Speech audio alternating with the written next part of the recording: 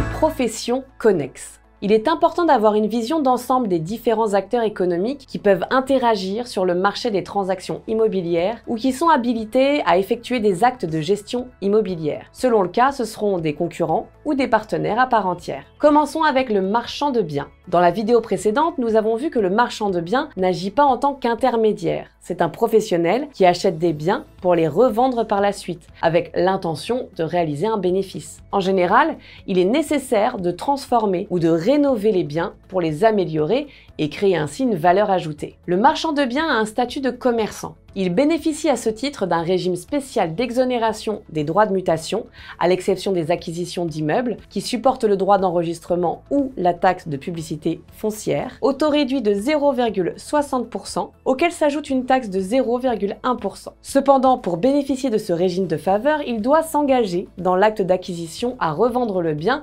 dans un délai de 5 ans. Ce professionnel de l'immobilier n'est pas soumis à la loi Hoguet. Son statut est essentiellement fiscal. Depuis le 11 mars 2010, ce professionnel est soumis à la même réglementation que la plupart des entreprises. Cela signifie que ses bénéfices sont soumis à l'impôt sur le revenu dans la catégorie des BIC, bénéfices industriels et commerciaux, et qu'il est redevable de la TVA sur la marge entre l'achat et la vente. Un agent immobilier peut agir en tant que marchand de biens à condition de ne pas mélanger les activités intermédiaires et de marchand de biens. En tout cas, un agent immobilier qui a été mandaté en tant qu'intermédiaire ne peut pas se porter acquéreur d'un bien dont le mandat lui a été confié. Selon la loi du 29 janvier 1993, dite loi Sapin, est frappée de nullité d'ordre public toute cession à titre onéreux des droits conférés par une promesse de vente portant sur un immeuble lorsque cette cession est consentie par un professionnel de l'immobilier. Passons ensuite au lotisseur. Le lotisseur achète un terrain situé en zone constructible et après avoir obtenu l'autorisation de lotir, il divise le terrain en parcelles et les aménage. Par la suite,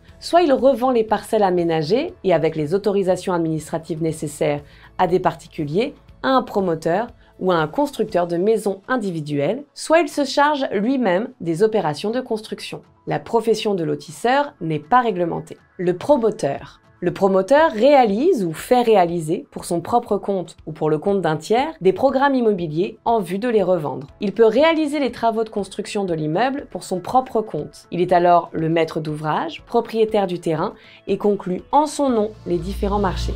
N'oublie pas de t'abonner à notre chaîne pour ne manquer aucune de nos prochaines vidéos. Et surtout, pense à liker si le contenu te plaît. Mais il peut aussi agir pour le compte d'un maître d'ouvrage dont il est le mandataire. Il n'effectue pas lui-même la construction, mais joue le rôle d'intermédiaire entre les différents corps de métier, les architectes et ingénieurs. Ces tâches comprennent la conception des plans techniques du projet, l'établissement du plan de financement, le dépôt et l'obtention des autorisations administratives, la négociation des marchés avec tous les corps de métier, la souscription des assurances et la surveillance du chantier. Le promoteur assure la commercialisation par la mise à la disposition des usagers d'un programme immobilier. Il peut vendre les immeubles clés en main ou en l'état futur d'achèvement, ce qui signifie que les acquéreurs paieront au fur et à mesure de l'avancement de la construction. Ensuite, l'architecte. L'architecte est un professionnel qualifié dont la mission est de concevoir, diriger et surveiller la construction d'un bâtiment. L'architecte exerce une profession libérale dans le cadre d'un ordre placé sous la tutelle du ministère de la Culture.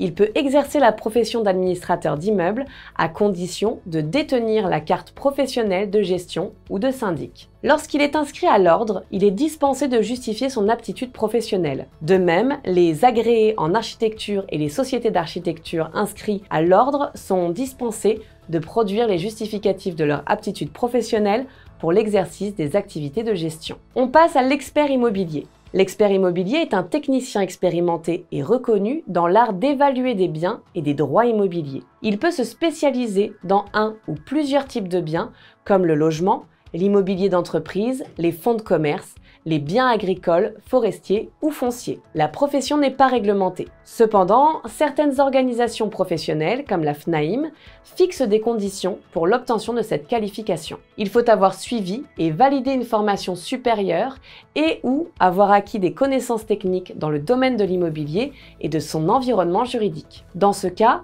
soit le professionnel a obtenu un diplôme à la suite d'une formation spécifique, soit il a acquis une expérience professionnelle dans l'immobilier pendant au moins 7 ans. Ensuite, l'intermédiaire en opération de banque. Le métier de l'intermédiaire en opération de banque, parfois abrégé en IOB, consiste à mettre en relation un établissement de crédit avec une personne physique ou morale qui souhaite réaliser une opération bancaire. L'intermédiaire en opération de banque présente, propose ou aide à la conclusion des opérations bancaires ou fournit des conseils préparatoires à leur réalisation. C'est une personne qui exerce à titre habituel contre une rémunération ou toute autre forme d'avantage économique l'intermédiation en opération de banque et en service de paiement. En d'autres termes, le fait de transmettre à un partenaire bancaire les coordonnées d'un client ainsi que des informations sur ses revenus et sur le montant à financer, d'assister ce client dans la préparation du dossier et de recevoir une rémunération est considérée comme de l'intermédiation en opération de banque. La profession est réglementée par le Code monétaire et financier. L'intermédiaire en opération de banque et en service de paiement agit en vertu d'un mandat délivré par un ou plusieurs établissements de crédit.